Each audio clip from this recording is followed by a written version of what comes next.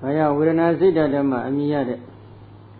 Tadiya Dia Ayun Limyo Abone Mami Biauchin Sode Abamada Dia Lagain Tabiro Kilidari Gububan Sita Longjan Sita De Lama Badan Lola Wiyari Chanya Hia Nibando Silada Sita Abdi Awafi Tamada Vibadana Bhavana Gamadani Go Celebi Sibian Josa Bamya Atu Keme Soyin Together Atu Nido Bogoya Sita Di Ado Diadima Melomia Debu Solution Lumia Dalime Kilida Doma Melomia Debu Sole Lumia Dalime To Bogoya Sit Landa Yuna Danda Azima Ado Diadiga Magong Debu Solin Kong Dalime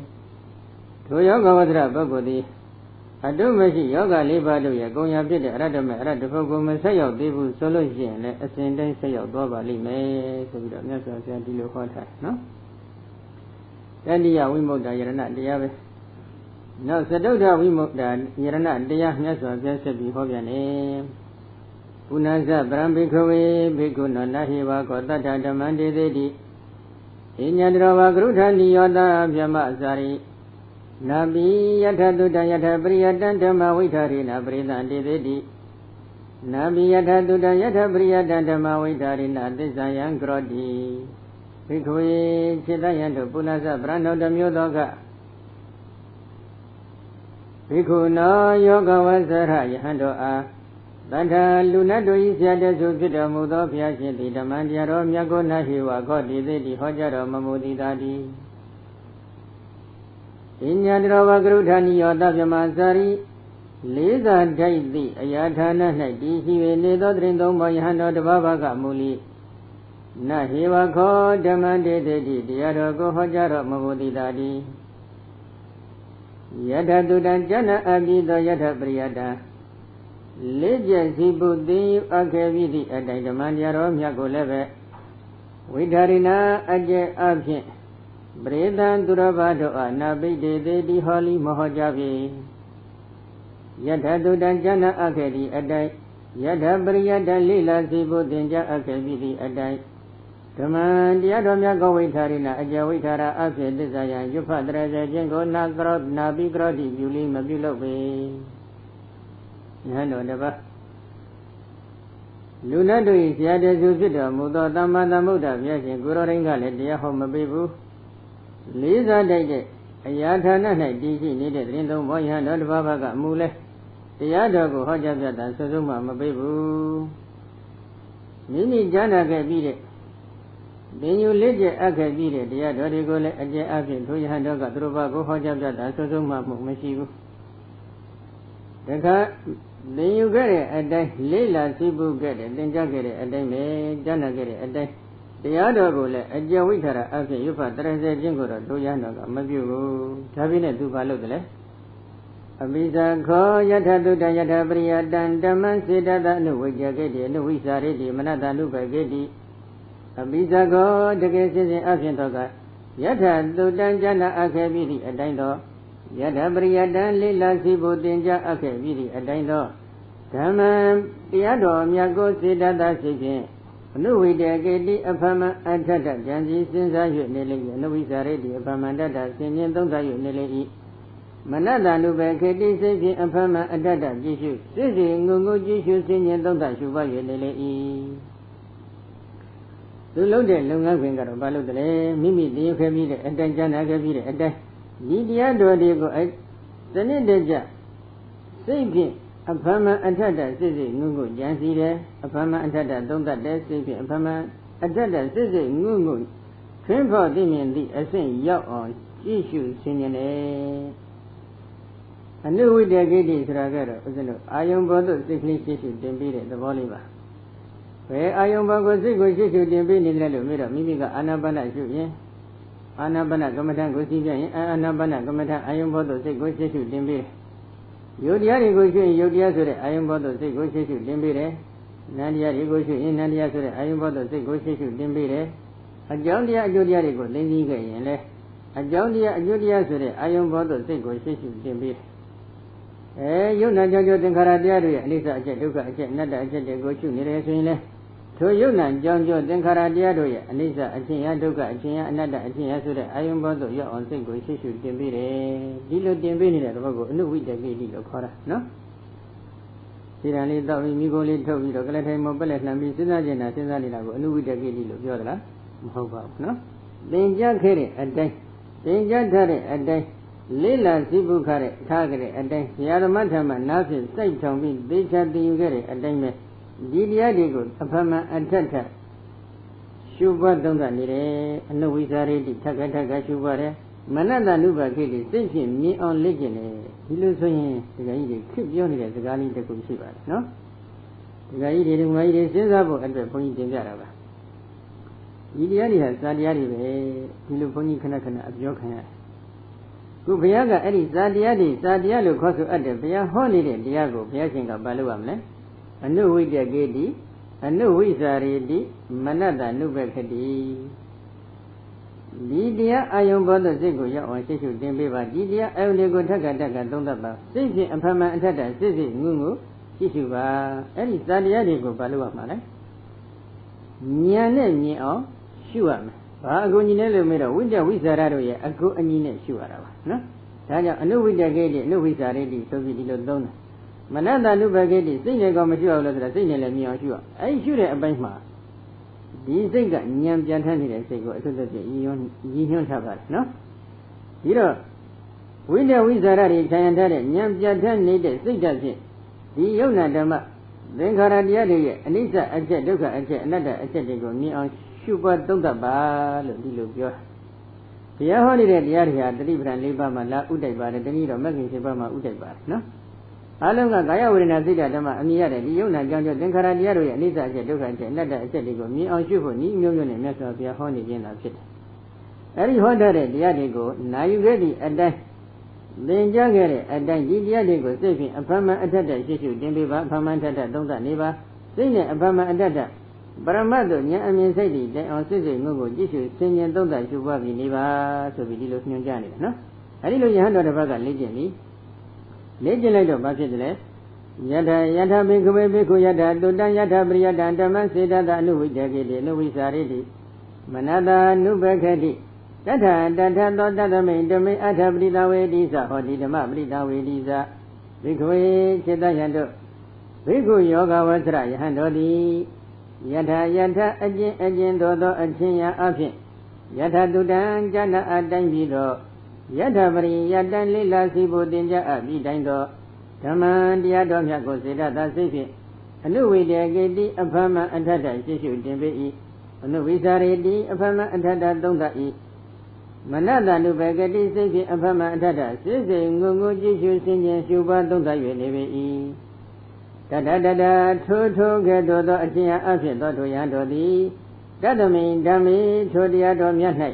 အထပရိသဝေတိသအ내သဘောတရားကိုဉာဏ်သမ္မာဒိဋ္ဌိဉာဏ်ပညာဖြင့်အ내သဘောတရားကိုကိုယ်တိုင်မျက်မှောက်ထွန်းဖော်သိမြင်သည်လိဟောတိဖြစ်၏ဓမ္မပရိသဝေတိသသမ္မာဒိဋ္ဌိဉာဏ်ပညာဖြင့်ပါဠိစကားလုံးဟုခေါ်ဆိုအပ်သောဓမ္မသဘောကိုကိုယ်တိုင်မျက်မှောက်ထွန်းဖော်သိမြင်သည်လိဟောတိဖြစ်ပေ၏ပထဝီဓာတ်အာဘောဓာတ်ဒီဇောဓာတ်ဝါယောဓာတ်ဆိုတဲ့စကားလုံးလေးတွေလည်းသိတယ်ပထဝီဓာတ်ဆိုတာဘာပြောတယ်ဆိုတဲ့အ내တိဘယ်ဒီလဲစနစ်ကြသိအာဘောဓာတ်ဒီဇောဓာတ်ဝါယောဓာတ်တို့ရဲ့အ내တိဘယ်ဒီလဲစနစ်ကြသိရှုလဲရှုတတ်တယ်အလားတူပဲရုပ်ဒီနာနေသိတယ်အကြောင်းတရားအကျိုးတရားတွေသိတယ်အကြောင်းတရားတွေကဒီယုံနန်းတို့ရဲ့အနိစ္စသဘောဒုက္ခသဘောအနတ္တသဘောတွေကိုထိုးထွင်းသိအကြောင်းတရားတွေလည်းသိတယ်အကျိုးတရားတွေလည်းသိနော်အလုံးကိုသိနေတယ်အဲ့ဒီလိုသိလိုက်တဲ့အတွက်ဘာဖြစ်လဲတထအထပရိသဝေတိနောဓမ္မပရိသဝေတိနောပမောက္ခံဇာယတိအထပရိသဝေတိနောအ내အလိဘေကိုသမ္မာဒိဋ္ဌိဉာဏ်ပညာဖြင့်ကိုယ်တိုင်မျက်မှောက်ထွန်းဖော်သိမြင်လျက်ရှိသောဓမ္မပရိသဝေတိတောပါဠိစကားလုံးတို့ဤပါဠိစကားလုံးတို့ကိုသမ္မာဒိဋ္ဌိဉာဏ်ပညာဖြင့်ကိုယ်တိုင်မျက်မှောက်ထွန်းဖော်သိမြင်လျက်ရှိသောတတ္တထိုယောဂဝံစရပုဂ္ဂိုလ်ရဲ့တဏ္ဍာ၌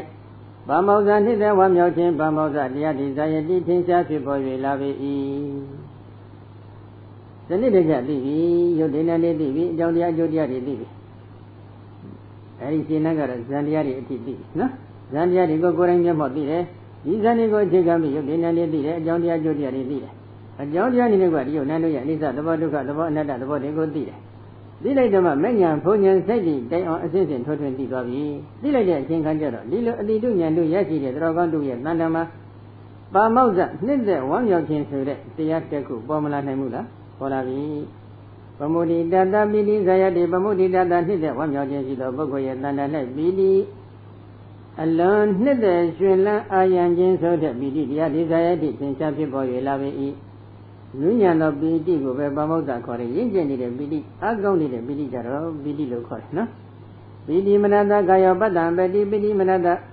အလွန်အကောင်းသောနှစ်သက်ဝမ်းမြောက်ခြင်းပိတိတရားနှင့်ရှင်တွဲသောစိတ်ဓာတ်ရှိသောယောဂဝတ္ထပုဂ္ဂိုလ်ရဲ့တန်တာ၌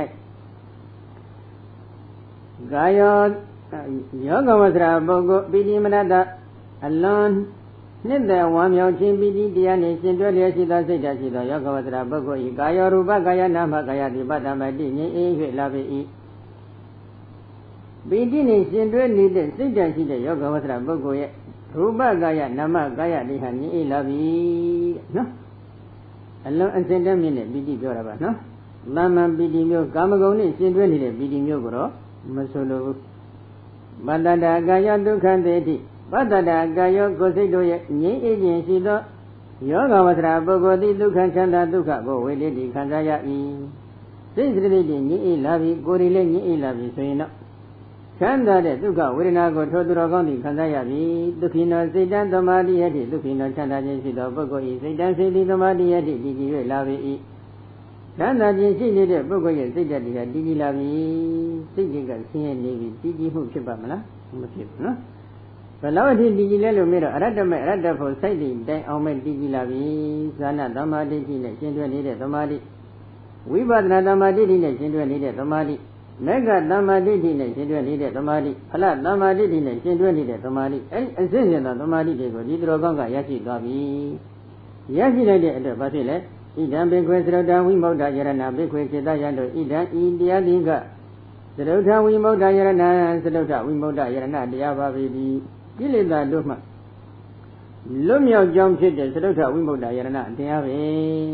ဒီပြည့်စုံလေးကိုကြည့်လိုက်ရင်ပေါ့ဘုရားရှင်ရဲ့တရားတော်တွေကိုသင်ယူပြီးတော့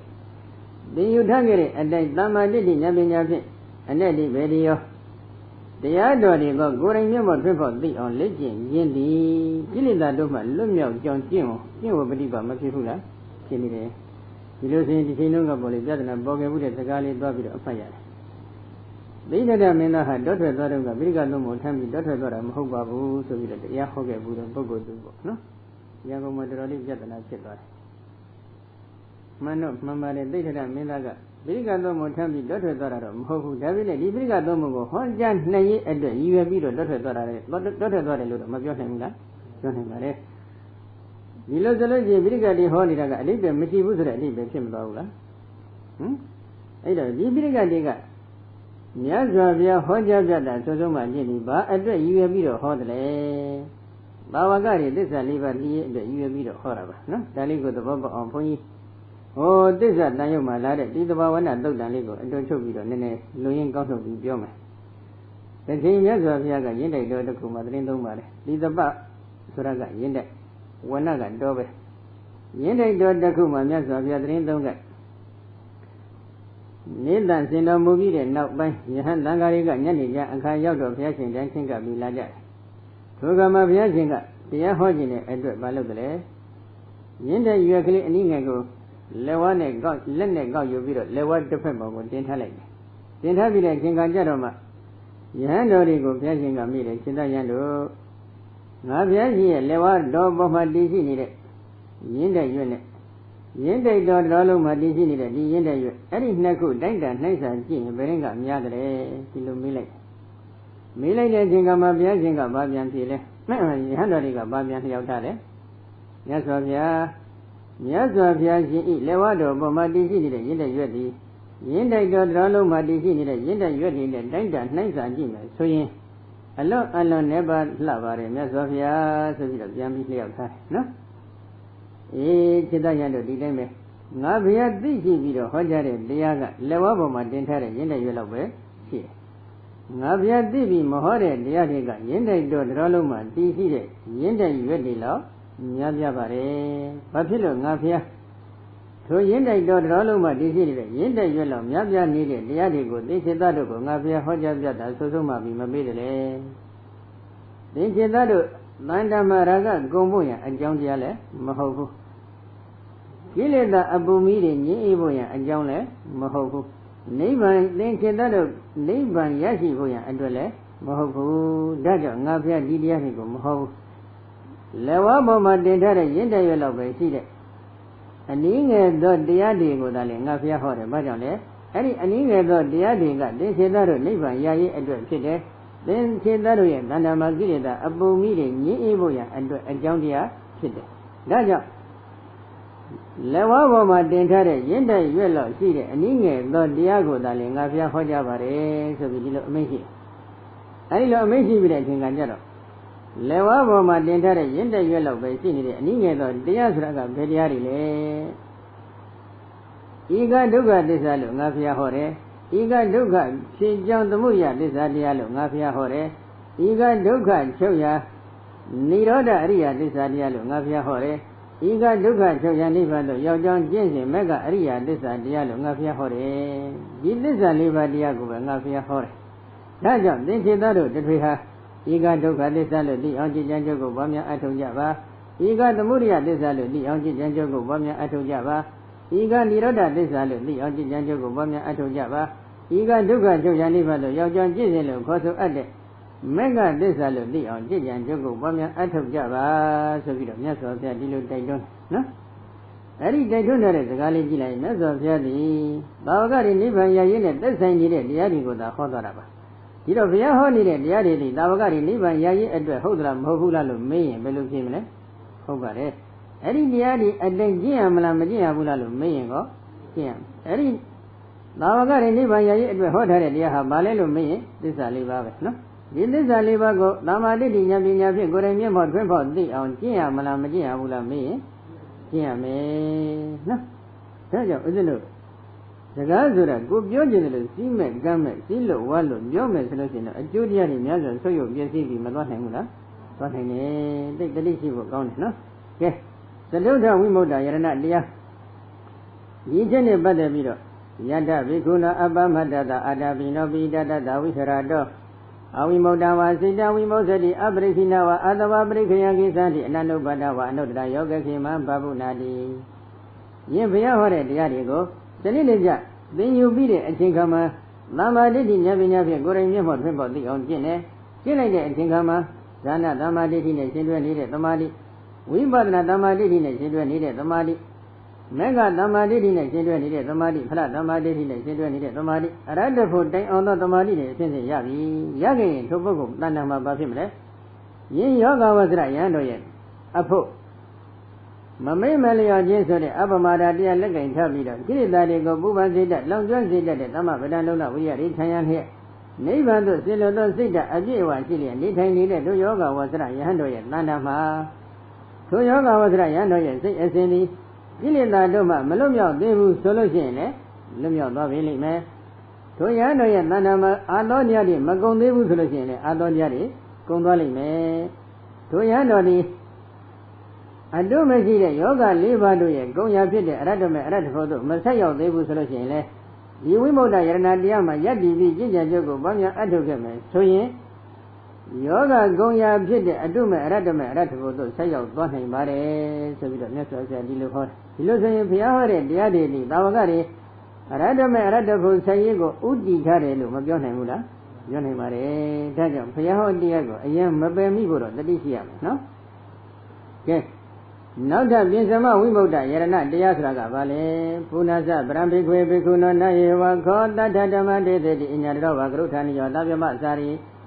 နာမိယထတုတံယထပရိယတံဓမ္မဝိထာရိဏပရိသတိတိနာမိယထတုတံယထပရိယတံဓမ္မဝိထာရိဏသစ္စာယံကရောတိနာမိယထတုတံယထပရိယတံဓမ္မစေတတာအနုဘခေဥတကေတိအနဝိစာရေတိမနတာအနုဘခေတိယဟန်တော်တပါးယောဂဝဆရယဟန်တော်တပါးကိုမြတ်စွာဘုရားကလည်းတရားမဟုတ်ဘူးလေးစားတတ်တဲ့အရာဌာနမှာတည်ရှိနေတဲ့သတင်းသုံးပေါ်ယဟန်တော်တပါးကလည်းတရားမဟုတ်ဘူးထိုယဟန်တော်ကလည်းမိမိကြားနာထားခဲ့ပြီးတဲ့အတိုင်းမိမိသိယူထားခဲ့ပြီးတဲ့အတိုင်းတရားတော်ကိုအကျယ်အပြည့်သူတော်ဘာတို့ကိုလည်းဟောကြားပြတာဆိုဆုံးမှမပေးဘူး မိမိသိယူထားခဲ့တဲ့အတိုင်းနားထောင်ထားခဲ့တဲ့အတိုင်းတရားတော်ကိုလည်းအကျေအဖြင့်ရွတ်ဖတ်တရစေမှုမပြုဘူးမိမိသိနားထောင်ခဲ့တဲ့အတိုင်းသိယူခဲ့တဲ့အတိုင်းတရားတော်ကိုလည်းစိတ်ဖြင့်အဖမှန်ထထရှင်းရှုတင်မပေးဘူးအဖမှန်ထထမသုံးသပ်ဘူးစိတ်ဖြင့်အဖမှန်ထထစိတ်စိတ်ငုံငုရှင်းရှုဆင်ခြင်မှုမရှိဘူးဒါဖြစ်နေဘာဖြစ်လဲအပိဇာခောတအညတရသမာဓိနမိတ်တသုခိတဟောတိသုမနိတိကတံတုပတ္တာရိတံသုပရိဝိဒ္ဓပညာယအပိဇာခောတကယ်ဖြစ်ခြင်းအဖြစ်တော်ကအတ္တထုယောဂဝဆရယဟန်တော်ဧတန္တ၌အတ္တထုယောဂဝဆရယဟန်တော်ရဲ့တန္တ၌အညတရအမမထတပဘသောသမာဓိနမိတ်တံသမာဓိဖြစ်ကြောင်းနမိတ်ကိုသုခိတံကောင်းစွာယူရထအပ်သည်ဟောတိဖြစ်သုမနာတိကတံကောင်းစွာနှလုံးသွင်းရထအပ်သည်ဟောတိဖြစ်ရူပဒါရိတံကောင်းစွာခိုင်ခံ့အောင်ဆောင်ရွက်ထအပ်သည်ဟောတိဖြစ်ပညာယသမ္မာဒိဋ္ဌိဉာဏ်ပညာဖြင့်သုပ္ပရိဝိတ္တံကိုယ်တိုင်မျက်မှောက်ထွန်းဖောင်း၍သိမြင်အပ်သည်ဟောတိဖြစ်ဒါပေမဲ့လို့အဲ့ဒီယဟန်တော်ကခုနကပြောခဲ့တယ်နော်ဘုရားရှင်ဓမ္မတရားနာမှုဂရင်သုံးပေါ်တဘာဝဓမ္မတရားနာမှုသူတို့ဘာတို့ဟာအကျေအဖြင့်တရားဟောမှုသင်ယူထားတဲ့အတ္တတရားတော်တွေကိုအကျေအဖြင့်ရွတ်ပတ်တရစေမှုသင်ယူထားတဲ့အတ္တတရားတော်တွေကိုစိတ်ဖြင့်အဖမှန်တတ်တာစိတ်စိတ်ငုံကိုကြည့်ရှုဆင်ញင်ရှုပတ်သုံးသပ်မှုမရှိဘူးမရှိပေမဲ့လို့တရားတော်ကဘာဖြစ်နေတယ်လဲသူ့မှာသမာဓိနမိတ်တစ်ခုကိုရရှိနေတယ်နော်သမာဓိနမိတ်တစ်ခုကိုရရှိနေတယ်ဆိုတာကဘာပြောတာလဲလို့မေးတော့အဲ့ဒီသမာဓိမှာသမာဓိဖြစ်ကြောင်းနမိတ်ဆိုတာကအခုအာနာပါနရှုနေတဲ့ပုဂ္ဂိုလ်ကအာနာပါနကိုရှုလိုက်ပြီဆိုလို့ရှိရင်အလွန်ကြည်လင်တော့ပါနေတဲ့အာနာပါနပြိဘာကနမိတ်အထိဆိုက်သွားပြီဆိုင်သွားလိုက်တဲ့အချိန်ကမှဒီအာနာပါနပြိဘာကနမိတ်ကိုအာယုံယူပြီးတော့ပရမဇန်သမာဓိလည်းထူထောင်နိုင်ပြီဒုတိယဇန်သမာဓိလည်းထူထောင်နိုင်ပြီတတိယဇန်သမာဓိလည်းထူထောင်နိုင်ပြီသရုဒ္ဓဇန်သမာဓိလည်းထူထောင်နိုင်ပြီဆိုကြစို့နော်အဲဒီလိုဆိုလို့ရှိရင်တော့ဒီအာနာပါနပြိဘာကနမိတ်ဟာဒါသမာဓိနမိတ်လို့ခေါ်ပါတယ်အဲဒီနမိတ်ကိုသုခိတကောင်းစွာဉာဏ်နဲ့ပိုင်းခြားပြီးတော့ယူထားတယ်သုမနတိကကံတဲ့စိတ်နဲ့ကောင်းစွာနှလုံးသွင်းထားတယ်သုဘဒါရိတခိုင်ခိုင်ခန့်ခန့်ကြီးကောင်းစွာဆောင်ထားနိုင်တယ်ဒီနမိတ်ပြောက်ပြမတော့အောင်ကောင်းစွာဆောင်ထားနိုင်တယ်နောက်တစ်ခုသုပရိဝိဒ္ဓပညာယဇာနသမ္မာဒိဋ္ဌိဉာဏ်ပညာဖြင့်ဒီပရိဘာကနမိတ်ကိုထွန်းဖောက်ပြီးတော့သိနေတယ်အကျဉ်းကတိုင်းပွားနေတဲ့ပုဂ္ဂိုလ်တယောက်ဆိုကြပါစို့ဓာကြီးလေးပါကိုပြည်တယ်ပြီးတော့အလင်းရောင်စွမ်းအင်းလေးအားကောင်းလာတဲ့အခါ32ခုထပ်တာကို32ခုထပ်တာကနေအယုစုဗိဒ္ဓအယုစုကနေပြီးတော့အဖြူကတိုင်းကူးလိုက်ပြီဆိုကြပါစို့နော်သူအဖြူကတိုင်းဝန်းကအရစင်မျက်နှာဖြန့်ပြီးတော့ပရမဇန်သမာဓိဒုတိယဇန်သမာဓိတတိယဇန်သမာဓိသရုဒ္ဓဇန်သမာဓိခေါ်တဲ့သမာဓိတွေကိုအစဉ်စဉ်ထူထောင်နိုင်ပြီးထားပါတော့အဲဒီလိုထူထောင်နိုင်တဲ့ပုဂ္ဂိုလ်ရဲ့တဏ္ဍမာတိအလွန်ကြည်လင်တော့ပါနေတဲ့ဒီအပြောင်ကတိုင်းပြိဘာကနမိတ်ဒီသမာဓိဖြစ်ကြောင်းနမိတ်လို့ခေါ်ပါတယ်သမာဓိရဲ့အကြောင်းတရားပဲနော်အဲဒီသမာဓိနမိတ်ကိုသူကသုခိတကောင်းစွာစနစ်တကျသင်ယူထားတယ်သင်ယူတယ်ဆိုတာကလက်တွေ့ကျင့်တာပြောတာဒီနေရာမှာတော့နော်ဒီသမာဓိနမိတ်ကလေးရအောင်လက်တွေ့ကျင့်တယ်ကျင့်ပြီးတဲ့အခါမှာသူကသုမနတိကတစိတ်ကဒီသမာဓိဖြစ်ကြောင်းနမိတ်လို့ခေါ်တဲ့အလွန်ကြည်လင်တော့ပါနေတဲ့အဖြူရောင်ကတိုင်းပြိဘာကနမိတ်ကိုကောင်းကောင်းကြီးနှလုံးသွင်းနေတယ်တခြားဆိုဘာမှသူကနှလုံးမသွင်းဘူးဒီနမိတ်သမာဓိဖြစ်ကြောင်းနမိတ်တစ်ခုကိုပဲစွစွတတ်တဲ့နှလုံးသွင်းတယ်နှလုံးသွင်းပြီးတဲ့အခါမှာသုဘဒါရိတဒီနမိတ်ကိုခိုင်ခန့်အောင်ကောင်းစွာဆောင်ထားနိုင်တဲ့စွမ်းအားလည်းရှိတယ်သုပတိဝိဒ္ဓပညာယဇာနသမ္မာဒိဋ္ဌိဉာဏ်ပညာဖြင့်ဒီအလွန်ကြည်လင်တော့ပါနေတဲ့အာနာပါနပြိဘာကနမိတ်ကိုယ်တိုင်မြတ်အဖြူရောင်ကတိုင်းပြိဘာကနမိတ်ကိုသမ္မာဒိဋ္ဌိဉာဏ်ပညာဖြင့်ကိုယ်တိုင်မျက်မှောက်ထွန်းဖောက်သိနေတယ်ဒီအဆင့်ရောက်ပြီနော်အဲဒီလိုအဆင့်ရောက်တဲ့အခါကျတော့ဘာဖြစ်လဲယထာယထာဘေခွေဘေခုနာအညတရံသမ္မာဓိနမိတ်တာဒုက္ခိတံဟောတိသုမနတိကတံဒုပဒါရိတံသုပရိဝိတ္တပညာယဘေခွေစိတ္တယံတို့ယထာယထာအကျဉ်သောအချင်းအားအဖြင့်ဘေခုနောယောဂဝဆရယံတို့ဤတဏ္ဍာ၌အညတရံအမမထာတပဘသောသမာဓိနမိတ်တာသမာဓိဖြစ်ကြောင်းနမိတ်ကိုဒုက္ခိတံကောင်းစွာသိယူ၍ထအပ်သည်ဟောတိဖြစ်သုမနတိကတံကောင်းစွာနှလုံးသွင်း၍ထအပ်သည်ဟောတိဖြစ်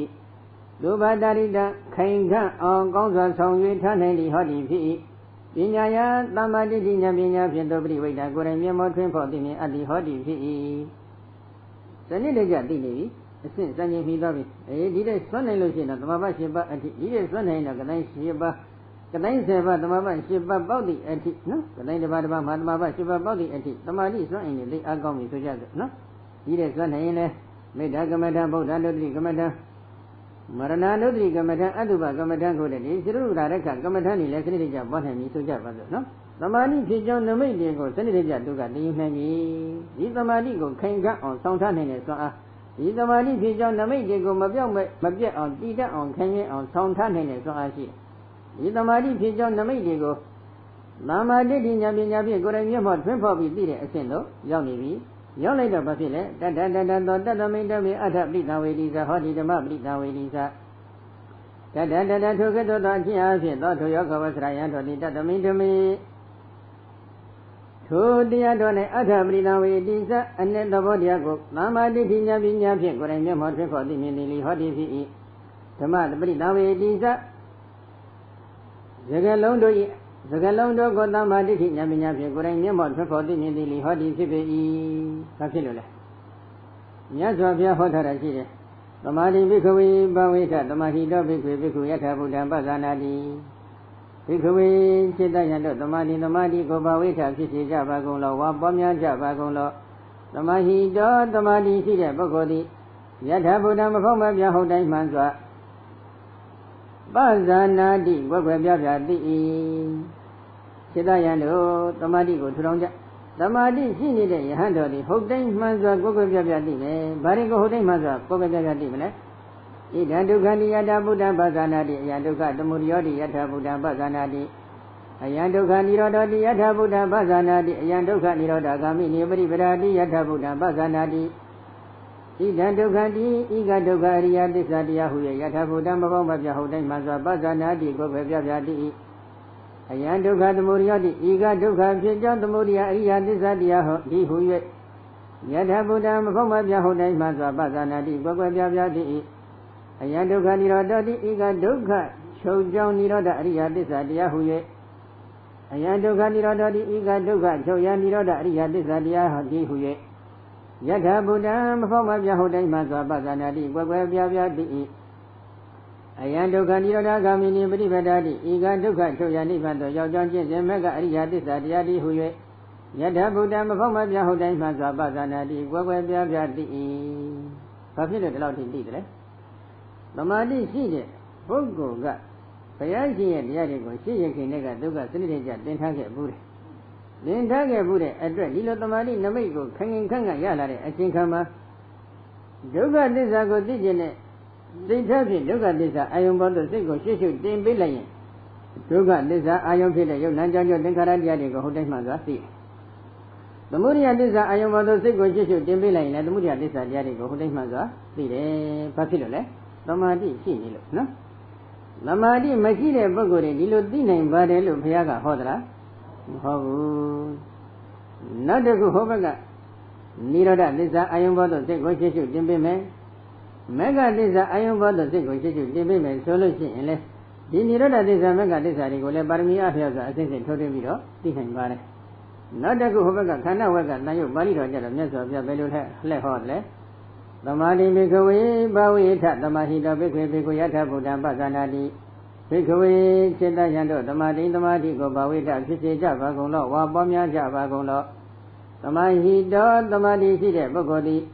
ယထာဘုဒ္ဓမဖို့မပြဟုတ်တိုင်းမှစွာပဇာနာတိကွယ်ကွယ်ပြပြသိစိတ္တယံတို့သမာဓိကိုဖြစ်စေကြသမာဓိကိုပေါ်များကြသမာဓိရှိတဲ့ယဟန်တော်ဒီမဖို့မပြဟုတ်တိုင်းမှန်စွာကွယ်ကွယ်ပြပြသိတယ်ဘာတွေကိုသိတယ်ဣတိရူပံဣတိရူပတသမုဒယဣတိရူပတအထင်ကမောဣတိဝေဒနာဣတိဝေဒနာယသမုဒယဣတိဝေဒနာယအထင်ကမောဣတိသင်ညာဣတိသင်ညာယသမုဒယဣတိသင်ညာယအထင်ကမောဣတိသင်္ခါရဣတိသင်္ခါရဏသမုဒယဣတိသင်္ခါရဏအထင်ကမောဣတိဝိညာဏဣတိဝိညာဏတသမုဒယဣတိဝိညာဏတအထင်ကမောဒီကယုတ်ဝေဒနာမင်းညာသင်္ခါရဝိညာဉ်ဆိုပြီးခန္ဓာ၅ပါးကိုဟုတ်တိုင်းမှန်စွာသိမယ်ဒီကယုတ်ဝေဒနာမင်းညာသင်္ခါရဝိညာဉ်တရားတို့ရဲ့ဖြစ်ကြောင်းသဘောနဲ့ဖြစ်ခြင်းသဘောဆိုတာကိုဟုတ်တိုင်းမှန်စွာသိတယ်ဒီကယုတ်ဝေဒနာမင်းညာသင်္ခါရဝိညာဉ်တရားတို့ရဲ့ချုပ်ကြောင်းသဘောနဲ့ချုပ်ခြင်းသဘောတရားဆိုတာဟုတ်တိုင်းမှန်စွာသိမယ်အဲ့ဒီလိုသိစီအတွက်သိစေတဲ့ဓမ္မတိထူထောင်ကြပါဆိုပြီးတော့မြတ်စွာဘုရားဒီလိုဟောအဲ့ဒီဟောကြားထားတဲ့သုတ်တန်ဒေနာတော်များနဲ့အညီပေါ့ခုလိုတမာရိနမိတ်တစ်ခုကိုခိုင်ခိုင်ခန့်ခန့်နဲ့တည်တည်တတ်တတ်ရရှိထားတဲ့သူတော်ကောင်းတဦးက ဒီယုတ်ဝေဒနာတင်ညာသင်္ခါရဝိညာဉ်အမြင်ရနေတဲ့ခန္ဓာ၅ပါးယုတ်တရားနံတရားတွေကိုလှမ်းပြီးရှုလိုက်မယ်ဆိုရင်မသိနိုင်ဘူးလားသိနိုင်တယ်သမာဓိကိုအခြေခံပြီးတော့သူကတက်လာနော်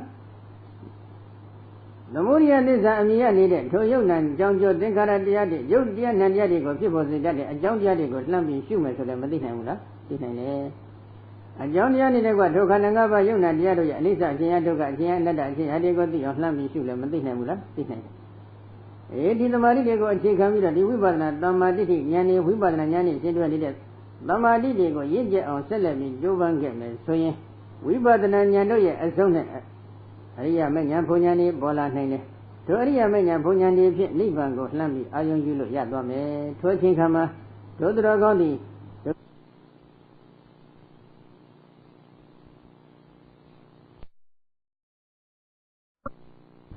ယုတ်ဝေဒနာတင်ညာသင်္ခါရဝိညာဉ်ခေါ်တဲ့ဒုက္ခသစ္စာမြင်ရတဲ့ခန္ဓာ၅ပါးဒီခန္ဓာ၅ပါးကိုလည်းဟုတ်တိုင်းမှာသာထိုးထွင်းသိမယ်ဒုက္ခန္ဓာ၅ပါးတို့ကိုဖြစ်ပေါ်စေတတ်တဲ့အကြောင်းရင်းသမုဒိယသစ္စာတရားကိုလည်းဟုတ်တိုင်းမှန်စွာသိမယ်ဒုက္ခန္ဓာ၅ပါးတို့ရဲ့ချုပ်ကြောင်းလို့ခေါ်ဆိုအပ်တဲ့အတ္တကရတအနိတ္တနိဗ္ဗာန်ကိုလည်းဟုတ်တိုင်းမှန်စွာသိမယ်ဒုက္ခန္ဓာ၅ပါးတို့ရဲ့ဖြစ်မှုပြည့်မှုချုပ်မှုဆိုတဲ့ဥဒိယဝယသဘောတွေကိုလည်းဟုတ်တိုင်းမှန်စွာသိလိမ့်မယ်နော်အဲ့ဒီအသိဉာဏ်ဟာဘာကိုအခြေခံပြီးတော့ရရှိတယ်လို့မြတ်စွာဘုရားဟောတယ်သမာဓိနမိတ်တစ်ခုကိုအခြေခံပြီးရရှိတယ်လို့ဟောပါတယ်နော်ဒါကြောင့်သမာဓိကိုအထင်သေးတယ်လားမသေးသင့်ဘူးမြတ်စွာဘုရားဒီမဂ်ကင်၈ပါးထဲမှာဘာကိုမဂ်ကင်၈ပါးဟောကြားတဲ့အထက်မှာသမ္မာသမာဓိဆိုတဲ့မဂ်ကင်တစ်ခုကိုထည့်သွင်းပြီးမဟောခဲ့ဘူးလားဟောခဲ့ပါမဂ်ကင်၈ပါးဇုံညီမနိဗ္ဗာန်ကိုရမယ်လို့လက်ခံနိုင်ခဲ့ရင်မဂ်ကင်၈ပါးထဲမှာမဂ်ကင်၈ပါးတို့ရဲ့အစိတ်အပိုင်းတစ်ခုဖြစ်တဲ့သမ္မာသမာဓိကိုလည်းနိဗ္ဗာန်ရောက်ကြောင်းကျင့်ခြင်းတရားလို့လက်မခံနိုင်ဘူးလားလက်ခံနိုင်ရမယ်နော်ဘာကိုသမ္မာသမာဓိခေါ်ဆိုတယ်လဲပထမဇန်သမာဓိဒုတိယဇန်သမာဓိတတိယဇန်သမာဓိသရုတ်ဇန်သမာဓိကိုသမ္မာသမာဓိခေါ်ဆိုတယ်ဆိုပြီးမဟာသတိပ္ပဏသုတ်တံမှာဘုရားရှင်အတိအကျရှင်းထားပါတယ်နော်ဒါကြောင့်သမာဓိထူထောင်သင့်တယ်လားမထူထောင်သင့်ဘူးလားလို့မေးရင်ဘယ်လိုဖြေကြမလဲထူထောင်သင့်ပါတယ်အထင်မသေးတယ်ဘူးခေတ်ကတော့ဘာပြောလဲဒီသမထအရိဟာသာသနာ့တွင်တရားမဟုတ်ဘူးသာသနာ့ဘတ်တရားတွေပဲဝိပဿနာဒါလျင်သာသနာ့တွင်တရားလို့ဒီလိုတော့ပြောကြတယ်မိမိရှုပွားနေတာသည်ဝိပဿနာဟုတ်၏မဟုတ်၏တော့မဆန်းစစ်ဘူးဝိပဿနာဟုတ်တယ်လို့ပုံနေယူထားတယ်သူများသမာဓိထထောင်နာကြတော့နင်တို့ဟာရသမထတွေအလကားသာသနာ့တွင်တရားမဟုတ်ဘူးသာသနာ့ဘတ်တရားတဲ့ဘေးပိတ်ကံပလိုက်ကံပလိုက်တဲ့အခါကျတော့ဘလူကိုကံနာလဲလို့မေးတော့ဘယ်လိုပြောမလဲဒုပတိဗန္နောဟိသာသနာပိဋ္ဌံတသထုဓမ္မတတိရေပဟာရံဒေတိနာမဒုပတိဗန္နောကျင့်စဉ်လွယ်ချောနေတဲ့ပုဂ္ဂိုလ်သည်သာသနာတော်မြတ်ကိုပိဋ္ဌံတော်ဖြစ်စီလျက်သတ္ထုဓမ္မတတိရေဘုရားရှင်တရားဒီဟုသောခန္ဓာအိနှင့်ပဟာရံပုခ္ခစောကခြင်းကိုဝါကံကြောင့်ခြင်းကိုပါဒေတိနာမပိ၍နေသည်မီဘုလူပိဋ္ဌံနာဘုရားပိဋ္ဌံလိုက်တာဟုတ်တယ်မဟုတ်လားဘုရားရှင်ရဲ့တရားဒီဟုသောခန္ဓာအိမ်ကိုပိတ်ကန်နေတဲ့ပုခ္ခစောကနေတာအဲ့ဒါလောက်တင်လားမဟုတ်သေးဘူးသာသနာပိဋ္ဌံတော်သာသနာတော်ကိုလည်းဖြစ်နေတာတဲ့ဘာကိုသာသနာခေါ်လဲဘုရားရှင်ရဲ့အဆုံးအမလေးကိုသာသနာလို့ခေါ်ပါတယ်အဲ့ဒီဘုရားရှင်ရဲ့အဆုံးအမလေးကိုသိကျုံပြီးရည်တွက်လိုက်တော့သီလသာသနာသမာဓိသာသနာပညာသာသနာသီလသိက္ခာသမာဓိသိက္ခာပညာသိက္ခာခေါ်တဲ့ဒီသိက္ခာ၃ရပ်အကျင့်မြတ်မှာအလုံးလာပြီးတော့ဥတိုက်ပါတယ်သမာဓိထူထောင်ဖို့မလိုဘူးဆိုတော့ဘုရားရှင်ရဲ့တရားတော်တွေကဘာကိုပိတ်ကန်လိုက်တာလဲသမာဓိသိက္ခာခေါ်တဲ့ဒီကျင့်စဉ်တစ်ခုကိုခြေထောက်နဲ့ပိတ်ကန်လိုက်တာတော်တော်များအရသာရှိလားဘယ်လိုတော့ပြောကြည့်လေအဲ့လိုပိတ်ကန်လိုက်လို့တော်တော်များအရသာရှိသွားလားသူတို့ကတော့အရသာရှိတယ်ထင်တယ်ထင်လိုက်တော့အဲ့ပုဂ္ဂိုလ်တွေဘာဖြစ်တယ်လဲဘုရားဟောတဲ့ရုပ်လည်းမသိဘူးဘုရားဟောတဲ့နာမ်လည်းမသိဘူးဒါပေမဲ့သူတို့ကရုပ်နာမ်သိတယ်သူတို့ရှုနေတာဝိပဿနာလို့ဒီလိုရဲရဲပဲပြောနေနော်ဒါကြောင့်ဒီနေရာမှာဝိမု ക്ത ယရဏတရားတွေမှာကိလေသာတို့မှလွတ်မြောက်ကြောင်းဝိမု ക്ത ယရဏတရားတစ်ခုအဖြစ်နဲ့မြတ်စွာဘုရားကဒီတမာတိနမိတ်ကိုထည့်ဟောနေတယ်ဒါကြောင့်တမာတိကိုအထင်သိပြီးတော့မသေးပါနဲ့နော်ဘုရားရှင်ရဲ့အဆုံးအမဟုတ်သလားမဟုတ်ဘူးလားလို့မေးရင်တော့ဘယ်လိုဖြစ်မလဲဟုတ်ပါတယ်သင်္ကုတ်တော်ပြင်စကနိဗ္ဗာန်ဝိမု ക്ത ယရဏသုတ်တံဇာမျက်နှာ39မှာဒီအပိုင်းကိုမြတ်စွာဘုရားဟောနေပါတယ်နော်ဒါကြောင့်ယင်းဝိမု ക്ത ယရဏနာတရားမှယက်တည်နေမယ်ဆိုလို့ရှိရင်ဘာဖြစ်မလဲတတတတသောတတမိန်တမိအထပရိသဝေတိသဟောတိဓမ္မပရိသနေဝိဓမ္မပရိသဝေတိသ Tata Together Achia, Toto Gedo Achia Afin, Dodo Yoga was Rayandodi. Tata made the maid, Totamadi Pijam Pidodia, Tamadi Pijam Pido, Tamadina Midnight. Adabrina Edisa Bama did Yamin Yapi. Paramata Diadoi, another Bogo 220 Mindili Hoti. Tamabrina Edisa. Paramata Dia Zagalondo, Godamadi, Yamin Yapi, Gorayam, Temple, the Mindili Hoti Pipi. The dominant, the impossible. Dada Adabrina Wedino, the Mabrina Wedino, Bamosa Zayadi. Adabrina Wedino, Paramata, the Madoi, and then the Bogo, Tamadi, Yamin Yapi, Gorayam, Temple, the Milia Shido. The Mad, the Brida Wedino, Paramata, the Mad, Zagalondo, Godamadi, Yamin Yapi, Gorayam, Temple, the Milia Shido. Tanda to yoga was right, Yandoya Tanda night. Pamozan, the one yoke, Pamoza, Yadi, Zayadi, Tinsa, people will love it. You know that they get diva, the Amanda diva, no? Madibu did it, dear. Dama did in Yabi, Lilo, a sentence sending me the diva, knit the one yahu, dear, Mabona Mula, Pola. Pamudi Dada, Bidi, Zayadi, Pamudi Dada, knit the one yoke, change the Bogoya Tanda night, Bidi. Nid the iron Shulanjan so that Bidi Diadi Zayadi can sap people you love it. One Yamusi the Boguya Dandama. Nid the iron Shulanjan so that Bidi Dia can sap people love it. Bidi Manada Gayabada Bidi Manada. Nid the Shulan iron Jinhu, Kosu Ado Bidi Nation or Sidashi the Yoga was Rabogoya Dandan night. Yoga was Rabogo eat Gayo Ruba Gaya Nama Gaya di Padamba Dini Lavi. Ninde Ayan Shulanji Sude, Bidini Shindo Sida Shini, Yoga was Rabogo Ruba Gaya Nama Gaya Tiani Lavi. Padada Gaya Duka Wedi, Padada Gaya Nido, Ruba Gaya Nama Gaya Shido Yoga was Rabogo di Dukanchana Duka go Wedi Kanzaya Vi. Go say the Ni Lavi solution to Bogoye, Landama Chana in Duka, Urina Dia Pomala, Polavi, Duka, Urinarigo Kanzayavi, Kanayane Tinkama Dukino, Sitan Tamadia, Dukino, Chana, Sido Bogo, Sitan City, Tomadia, Gonzwa Digi, Nevi, Parina Digile, Zana Tamadi, Sidua Tomadi, we but Natamadi, Sidua Tomadi, Mega Tamadi, Sidua Tomadi. Pala Tamadi, Sidua Tomadi, Eddie Tomadi, Gonzwa Digi, Since good order. Another for Tomadi and T. Gudavi, no? Idam Bekoi, Bensama, Wimo Diana, Bekwe, Sedayando, Ida Idega, Bensama, Wimo Diana, Nagu, Myak, Wimo Diana, Diabavedi, Kilida Doma, Lumia, Young Nagu Myak, Wimo Diana, Diabe. Yada Bikuna Abba Madada Adamino Bidada, Wisharada, Awimo Dawa, say, Dawimo Zedi, Abrekina, Adawa Brekian Kisadi, and Nano Badawa, and no Yoga Kema, and no Babu Nadi. Yada Yim, Wimo Diana Diana, Abama Dada, Mame Melioji, Abamada, Dia Legain Taliasido, Adamino Grida Gobuan Zida, Longa Zida, Mabada Lola Wiriasido. But he died that Nibando Siluta. Sita Silaya Wihara, Nintendo, Biguno Yoga was Yando Yahando E. Satan City Biguno Yoga was Yando, Awimoda was Sita Gilida Doma, Melumio did City Muli. Wimo Zedi Gilida Doma, Lumio Dobe E. Yilo Bizama Wimoda, Yerana, Diama, Yadi Biro, no? Nibando, Dazu Biro. Kaya, when I say that Dama Amia, Dia Ayo. Diadi abone, Mame Biauchi Mali, Mamilio, Abamada, Dia Legan Tabi, Gilida Diego, Long John Zida, Buba Zida, Damavada, Lola Wuri, and Chaya Lee, Nibando, Siluda Zida, Abi Awapi, the Gilid, Diego, Bamia, Anto, Nigam, Swing, Dilo Anto, Nida Yoga was Rayando. See, as in the Gilida Doma, Malumio, Debu Swing, Lumio Gobili, me. Abrekinawa, Adawa Magon Kande, Adolia Dodi Muri, Brekian Gonkan to Gisandi Yoshi with one and Jalego E. Iano yet Nanama Magon de Adolia de Gonyendo, Yog one name, and not no Bandawa, and no Dran Yoga Kima, Masayo Ya Lede, and do Meshido, Yoga Liba do Ya Goyaki de Radakodo, and no Babu Nadi Ascendance, I say you, Dossi Name E. Yando, Agayamia, Radame Radapoti, ယောဂလေးပါးတို့ရဲ့ဂုဏ်ရာဖြစ်တဲ့အရတ္တမေအရတ္တဖို့အတိမဆက်ရောက်သေးဘူးဆိုလို့ရှိရင်လေထိုယောဂဝဆရာယဟန်တော်သည်အစဉ်အတန်ယောဂလေးပါးတို့ရဲ့ဂုဏ်ရာဖြစ်တဲ့အတုမရှိတဲ့အရတ္တမေအရတ္တဖို့ကိုဆက်ရောက်ပြီးသွားနိုင်ပါတယ်ဒီလိုဆိုရင်အရတ္တမေအရတ္တဖို့အတိဆက်ရောက်နိုင်တဲ့စွမ်းအားရှိနေတဲ့ဒီသမာဓိကိုအထင်သေးတယ်လားအထင်မသေးသင့်ဘူးဒါဘုရားရှင်ကိုယ်တော်တိုင်ဝန်ခံပြီးဟောထားတဲ့တရားတွေပါနော်အဲဒီတော့အဲ့ဒီဝိမု ക്ത ယရဏတရားကအလုံးပေါင်းလိုက်တော့ဘယ်နှပါးရှိလဲ၅ပါးပဲအဲ့ဒီ၅ပါးထဲမှာဒုတိယမြောက်ဖြစ်တဲ့ဝိမု ക്ത ယရဏကိုဒီနေရာမှာအထူးသဖြင့်ဓမ္မဒါနလို့ပြောနေပါတယ်နော်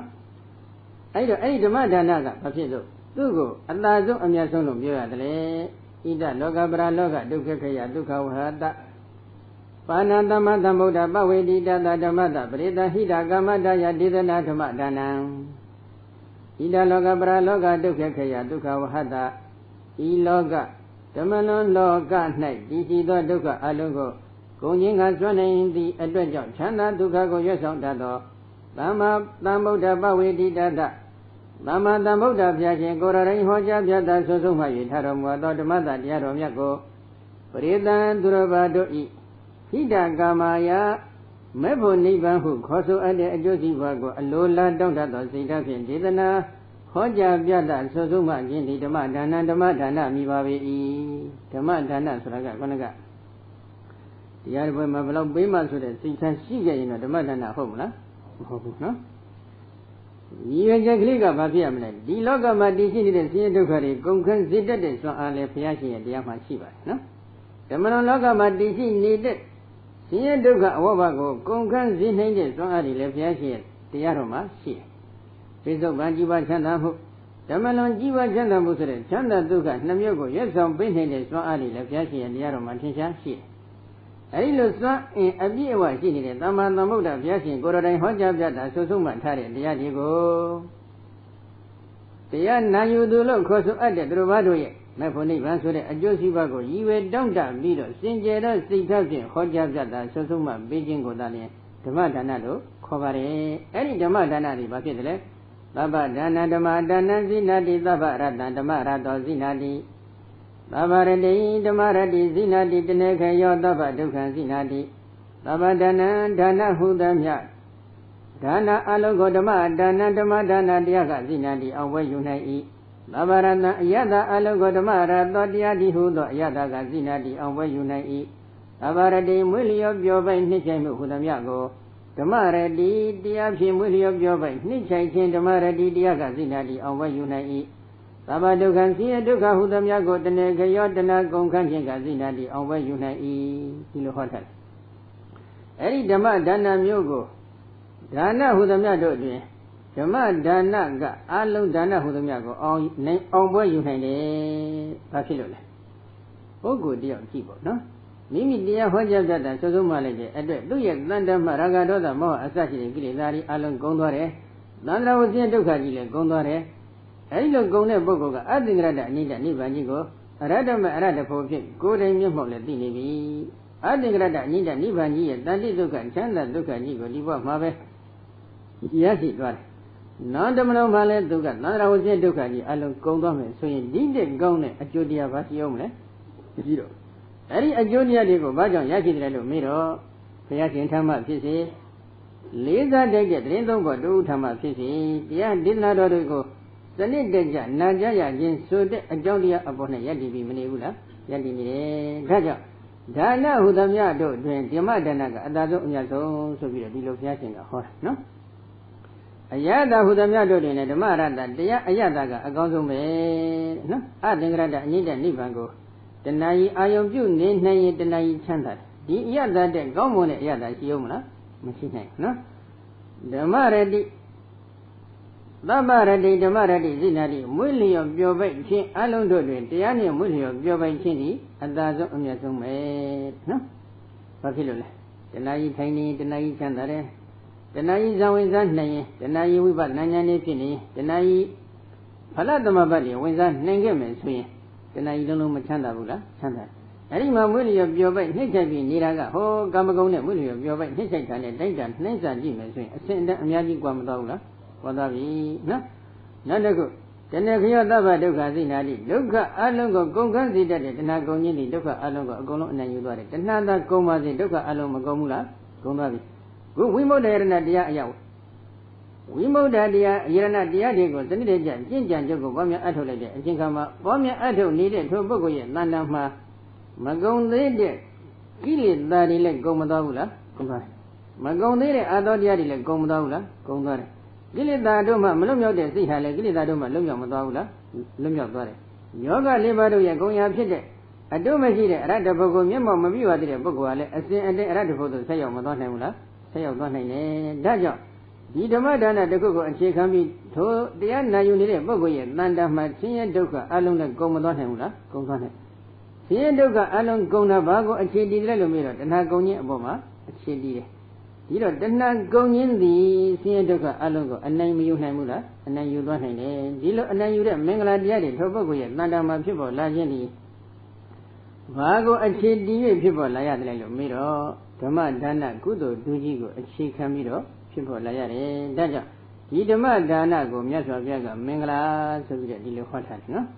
ဒါနင်းစပြီးပြီကဲနောက်တစ်ခုဓမ္မစရိယာစာတဲ့နောက်မင်္ဂလာတစ်ခုကဘာလဲဓမ္မစရိယတရားကိုကျင့်ခြင်း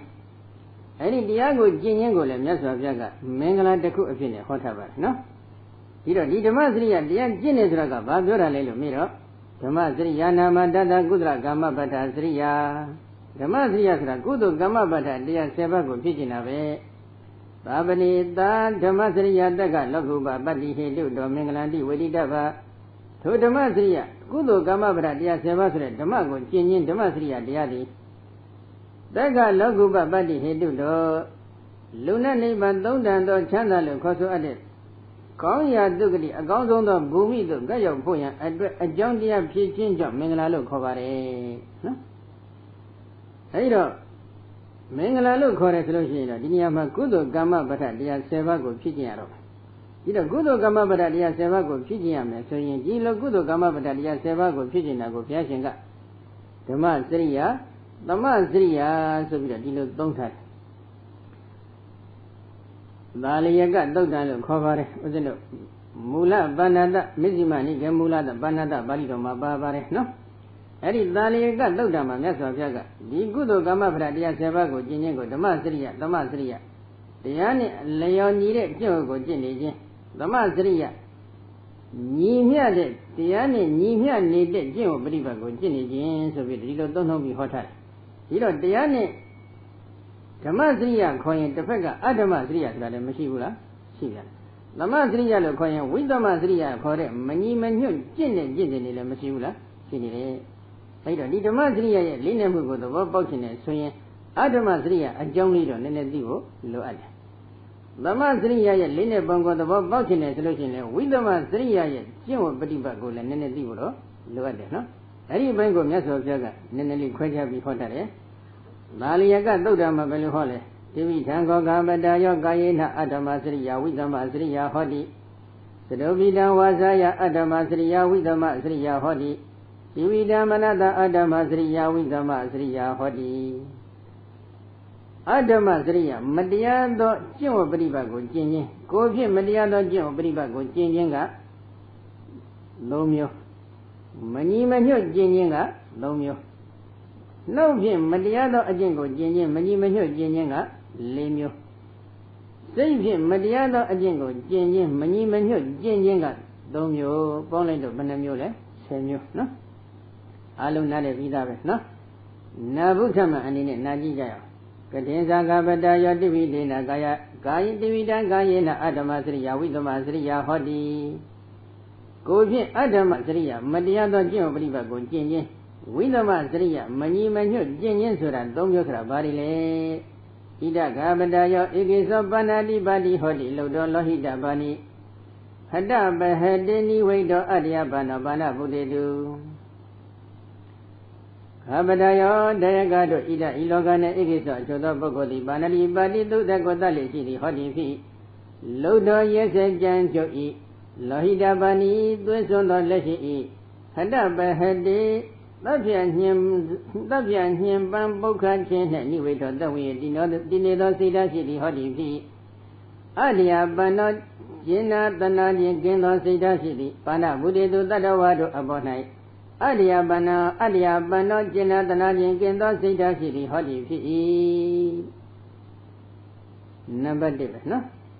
Ilu Logama, the Garo, the Choto, Bogori had to the Godali City. Yes, a gentle Sita City. Wisdom let this in Nimban Nisa, that's your book and Chima, the wind needed Sita City. Rawaro upon a Jin Gimmen needed Sitadi Sinivi. Not a cook. Adina Dayikobana Hodi. Yandan Brada Brawi do Bagarana Gama Gadawa Rinakadawada Adina Tiadingada Adada Hodi. Adina Dai Jimmy Gono Bimabe Ade Drovaya Ozago. Yuli Sidi Hodi P. Barada Drovai Brawi do Bagarana Drovai Visi as a own who Koso Ado. Gama Gadawa Yana Dili Mulifia, Rina Gadawa Dota Dili Mulifia, Yanda Ajin season Ozadi Adisi, Dando season Ozago, Adina, Ajini Gono Gimabe Abba Tia, Dinka Dantia, Dinka Dina Kolo, Dossi Associate, Ada Yudali Hodi. Rubaro, those of Bribogari, Yomadini Rabe Civic, Doremat, Leo and Harabe Civic, no? Benyama so Dinibi, Eri Gini let BBC Ozadigo, Ajini Gonovium, Mabe Venet, Babiro, Yure, Taga the cook, no? Not a cook. Ami no Mizazari Gobana, Hodi, Adama Durakida, Bidurakida, Mada Bidurakida, Padurakida, Begini Rakida, Yadi Rakida, Goda Rakida, Dama Rakida, Ladamiga Dabri, Danda, Andamada Mala Gola, Brekidabi, Tata Rubadu Sarida, Abizida, Hodi. Kamidu Misa Sarabe. Kama Dune, my Pobia needed a genico, Gene, Belule, a me Sancho, Mudami, a fast Sancho, a Mudami, a me van Navalu Sancho needed a Mudami, a Gori, Sancho, a Gori Mounty Sancho needed a Mudami, a Manamari Sancho needed a Mudami, Sumura, Sancho Tare, a Mudami, a Noyaga Sancho Tare, a Mudami, the Yajim was Rindo Boduga, Sancho Tare, a Mudami, and she and the King City, a Mudami, Yosa, so Asin. He amused me good, don't you get if you are not done taxes of me, done tattered, amused me. Also, I'll be done resolution, Pangoni chattered, amused me, good yonder, let's let her report, no? Any amused me, Moirega, Savila, the church, the boat do be of Mivariga, Mamuega, don't go on Degrega, Menga Damoye, Menga the Mimoye, not too much here, Mengadam, Pia, Mesa, no? Do not do the what do have is any amused me, go no. Banda Miga, Vete, so we look at it. I see, no? Any data, Rubadu Sarida, Abisida, Hodi, together the amusement about him, Pobian, no? Madia Jujin, Eonko Gabadaja, Divida Gayana, Adamasria, with the Masria, Hodi, that could be Adamasria, Magono Ajingo, Jin, with the Masria, Mani Manu, Mado Madia, Mado Lova, Jin, look, Panacusi, Don't Kayagan Doma, no? I do the don't you? Not a good yes of yes, hobby. The Tinsa Gabada Yasrobi, Dawasaya, Adamasria, with the Masria, Hodi. Gabadayo, Dagado.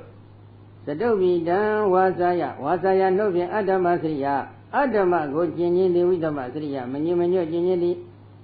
Katinsa Abedo, Leesrobi, Dan in your city, Hodi, Silidani. Was he do the liver palebo, no? Adama Sria, with the Masria, Madea Jenny, a Jenny, no? No name, Madame Maria Jimhova. Ida Gabadayo, Igisa Mudawadi Hodi, Gabadayo, Diagado, Ida Ilulogane, Igisa Achodo Bogodi, Mudawadi, Mudaga Gobjali, City Hodi, Lulogama, the Shoto Bogori, Mudaga, no? Senator Gay, who that good at Bogori, Bibula. Bibula. When we win enough money to carry the budget and give it. Hold on. Yes. Move up Jodabi. No. Pony got some year, Diniali, and Nene of Georgia, and Dini Pony, Sally Pine, and John and the body. Mimaro Maya, there go Yare. And Mimaro Maya, there go Yare, a kind of man, not at the good tatted her, the party. Yadi Maya, Savio, no? Any Yadiga do a Belulezero. John the young man do need a vessel Java. John Diagali, would you beat that Zotti, this episode of Givari. A madame Signore.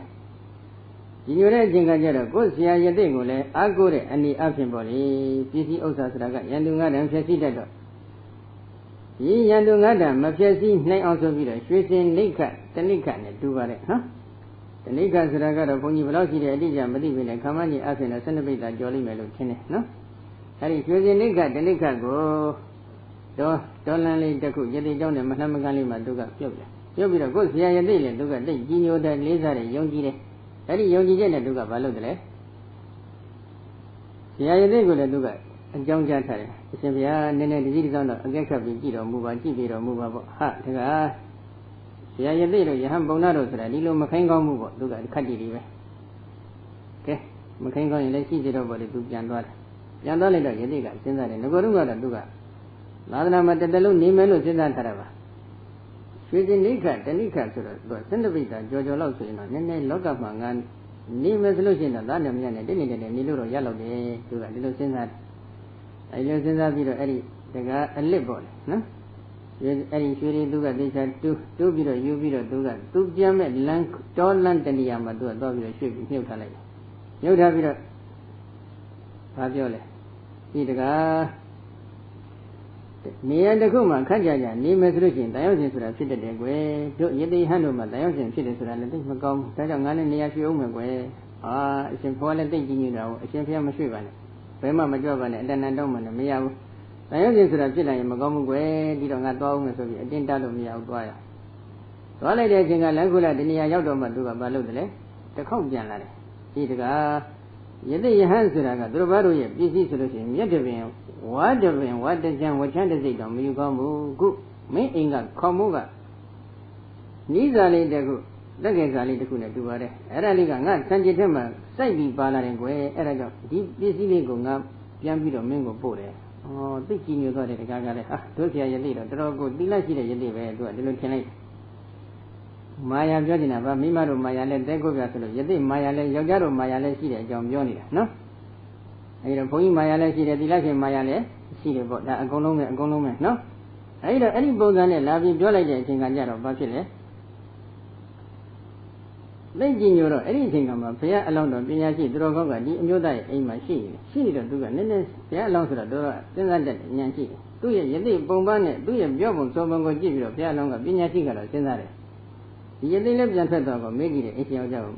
မင်းဒီဆရာယသိကိုအနှံထားတဲ့ပစ္စည်းဒီလိုနေရာများရှိနေသလားရှိတယ်ဟုတ်ကဲ့ဟေးမင်းအဲ့ဒီပစ္စည်းသွားကြည့်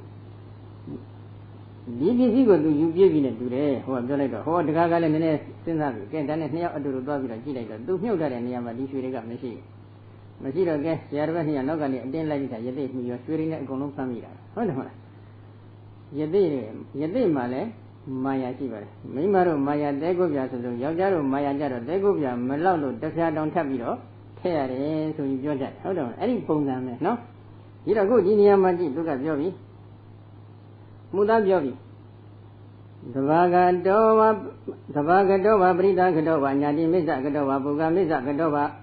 ရာဇကုလမိစ္ဆကတောဝအဘိနိတောတက္ခိပုထောပိဟံဘောပုရိသယံဇာနာတိ